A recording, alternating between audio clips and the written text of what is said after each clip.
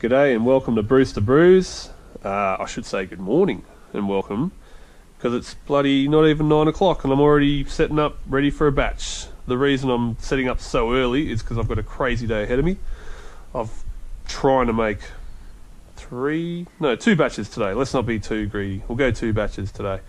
But one of them is this Dog C, and it has got an enormous amount of ingredients in it. This is just pale malt, and then more pale malt, and then we got different levels of chocolate and blah, blah, blah. There's so much going on in this batch. I had to go and buy a big 20 kilo pale malt just to keep up with my brewing this weekend. In the kettle, I've got, currently I think I've got 35 litres. I've got 35 litres in there, which is 5 litres than what I normally use because of just how much grains there is. I've also got another 5 litres of the same temp in backup just in case I need it, because I'm a bit concerned that these grains are not gonna, they're just gonna soak up all the water available and there'll be dry bits on top, and I just didn't want to cross that bridge. So I've got my backup 5, so a total of 40 if needed.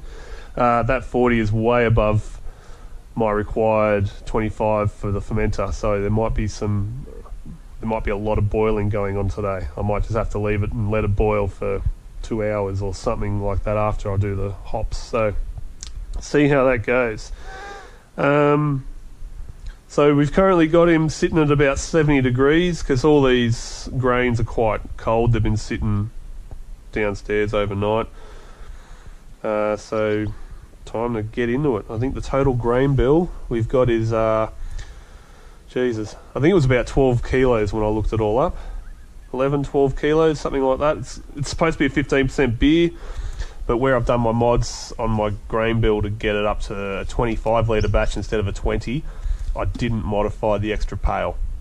So I'm hoping to drop that down a little bit, because 15, that's a bit crazy. I'm pretty happy with a 12% beer. So that's what I'm kind of aiming for by taking 2.5 kilos. 2 kilos off the total grain bill. So let's see how we go getting all these bloody grains in.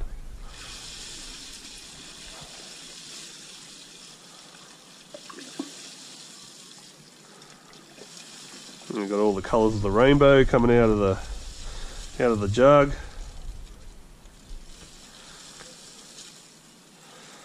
Lots of oats in this batch, 1.5 kilos worth, give or take. Or was it 1.575 kilos of oats? Don't be fooled by the fancy oats that you can get at the brew shop. I think flaked oats are just rolled oats, same thing. Supermarket has them much cheaper. I'm all for supporting the little guy at the homebrew shop, but sometimes you just don't want to pay $4 for a kilo of rolled oats that you can get for $1 at your supermarket. I think I've already helped them out this week by buying 1 million kilos of everything.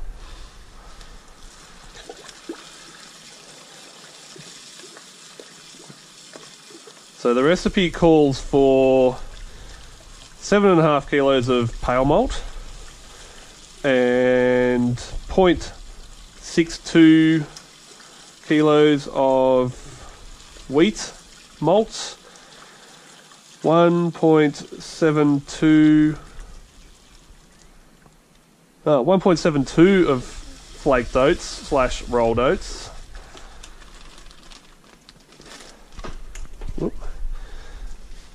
1.1 kilos of dark crystal, 1.575 kilos of chocolate malt.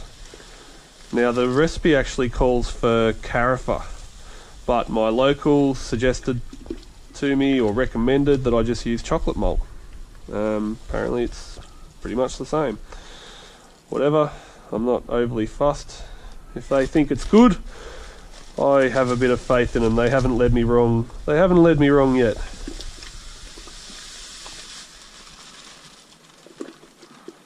Oh, look at that. See, the temperature's already dropped down to 64 degrees, so I better plug this heater back in. I was having a bit of troubles with the heater this morning. It was, the probe was lying.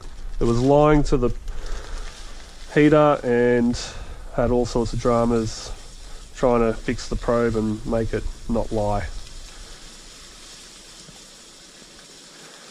And just looking at this, I'm pretty confident I'm going to be putting in that extra 5 litres of water. In fact, I think I might be needing a bit more, because this is ridiculous.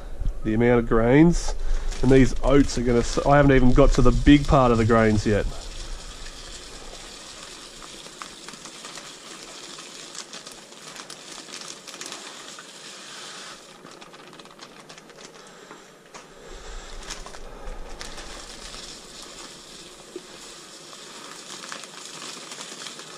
Oh, they're starting to float on top.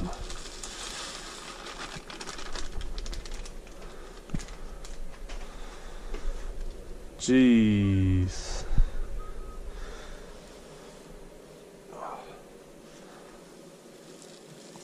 So the reason I didn't just put it all in either was because I was a little bit concerned about the height of the water level. Because as you can see, it's getting quite close to the edge, to the top of my kettle. It's going to be touch and go getting this batch done, I think. Oh, Jesus.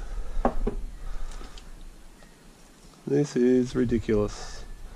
It's funny, on the recipe it even says, brewer's tip, be really careful when mashing, as this amount of malts can get really tough to sparge. No shit. Alright. Go for broke. Oh my god, this is not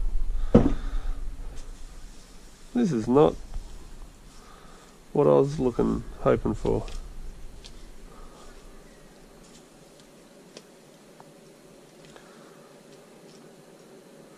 Looks like we might still have a bit of room in there. I think we might just get away with this. But there you go, this is a 50 litre keg, and I'm trying to... Oh, okay, that's at the edge now. So back in the kitchen, get the rest of these grains done. This is just, I don't know, how I would have used to have done it before I got myself a nice boiler, a nice keggle. And I'm going to make a mess.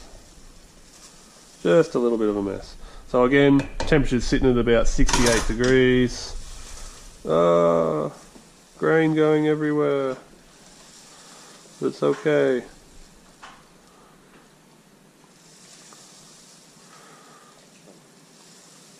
So far I've lost probably 5 grams. It's all good, it's all good.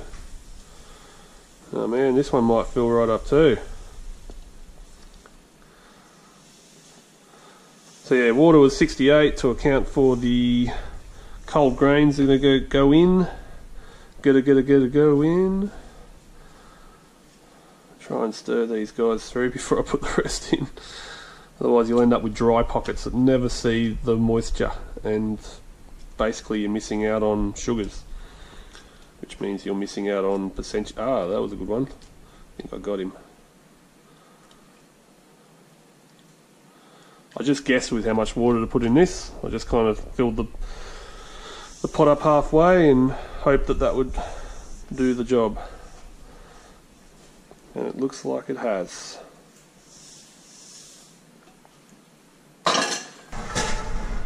Into the oven for 1 hour.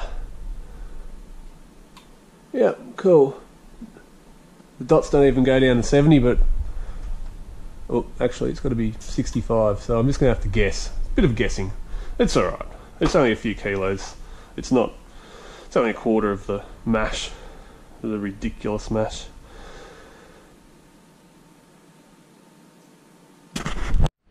Never a dull moment here at Brews to Brews. Thought I'd do some bottling while I wait for my mash to come up to sparging temperature. So, as we can see, there was definitely no more room left inside of this. This is a lot of grains. Oh jeez. Smells alright. Smells alright. Smells dark. Smells bloody delicious. So, like I was doing yesterday, I'll do my I'll do my sparge by draining the majority of the wort into my water jug. Unplug that heater so it doesn't keep going. Common mistake I make, forgetting to turn the bloody heater off. Look how dark that is. That is going to be heavenly when it's ready. Wow, this is pretty exciting.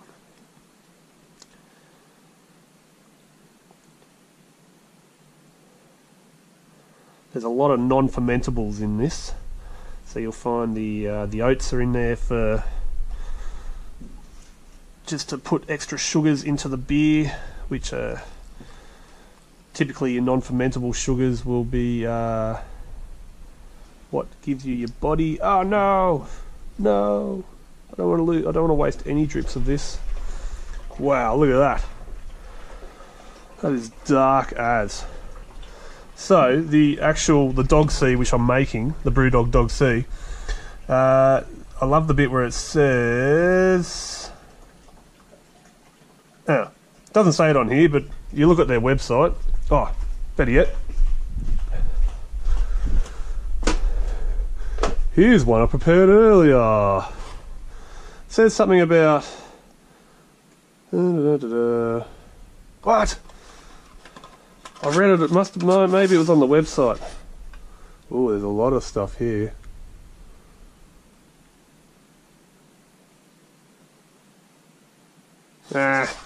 Whatever. Somewhere I've read it says it pours like dark matter into your glass, which I thought sounded pretty cool.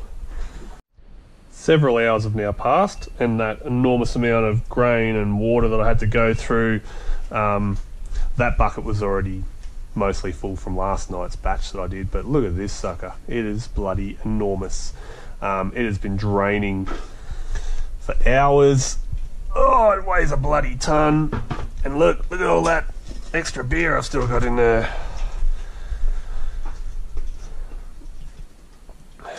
Add this guy in.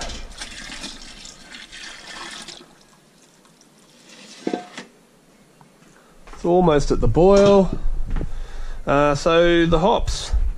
So we've got 62 grams of Chinook with 31 grams of Cascade. That'll go the whole hour. At 20 minutes to go, we will be adding 31 grams of Fuggles and 12.5 grams of coffee beans. And then the same addition again at flameout, and let it sit there for 10 minutes for aroma. And I'm in a bit of a rush today, so I've wasted a lot of time.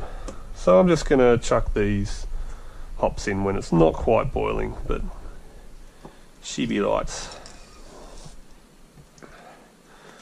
Right, do the old ball sack dip in the wort trick. Make sure all those hops are nice and wet and exposed to the wort. Alright, so yeah, 20 minutes, flame out.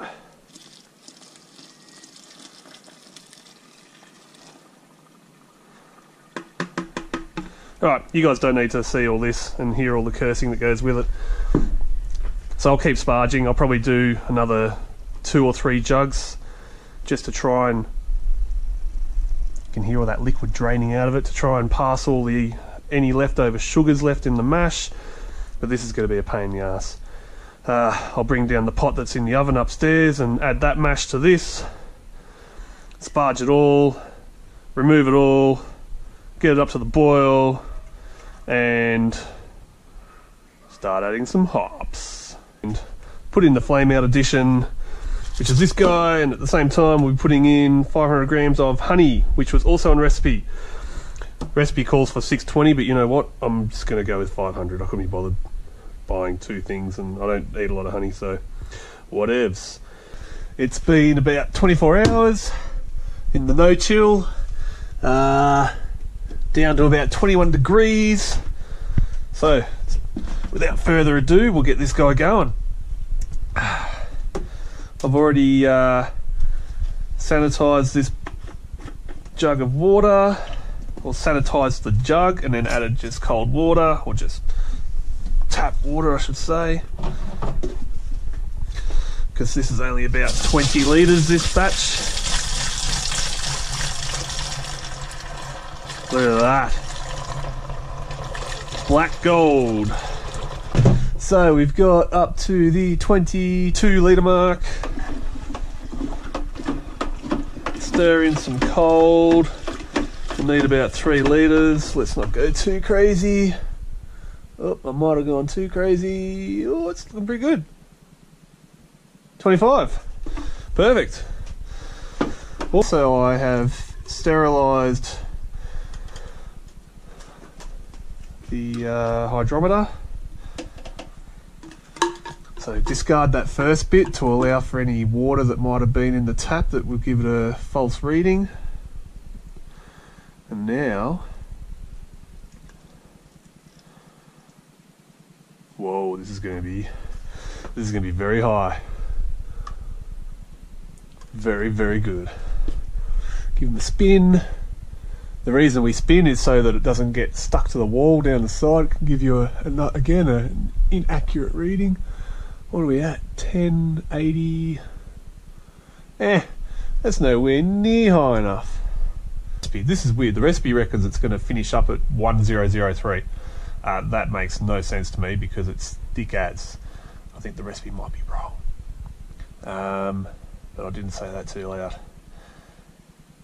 So I'm going to work this out. I'm going to add a whole bunch of dextrose. I'll work out, I think it's 66 grams per point that we need to add to get it up. I'll work out what I want to see from a 12% beer. I'm guessing this beer will finish up at around probably the 1020 mark, maybe a bit lower.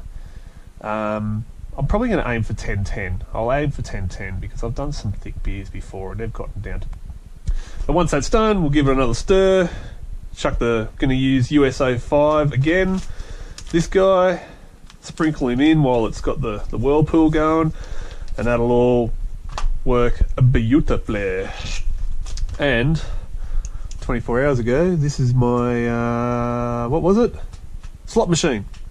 It's got a nice croissant going on it now. It's got a little bit of pressure in the airlock, so that should start bubbling away in the next 12 hours or so. It did actually drop down to 17 degrees overnight from the 21 that it went in at. So this guy being, he's not even 20, he's like 19. Oh well, recipe says 19, but they're going to brew at 17. They're multi beers. They'll still taste delicious. I got the old calculator out and I decided just to show this little part of the video too, how I add sugar without using water. So I added 1650 grams to this wort to get the gravity up to 1.100. So it's going to be crazy strong. It should be about 12% when it's finished. And the old yeasties have been sitting in my undies for the last 10 minutes, getting nice and warm. And we'll just sprinkle them in like so. Cool. We're back to the secondary in a few weeks. Thanks for watching.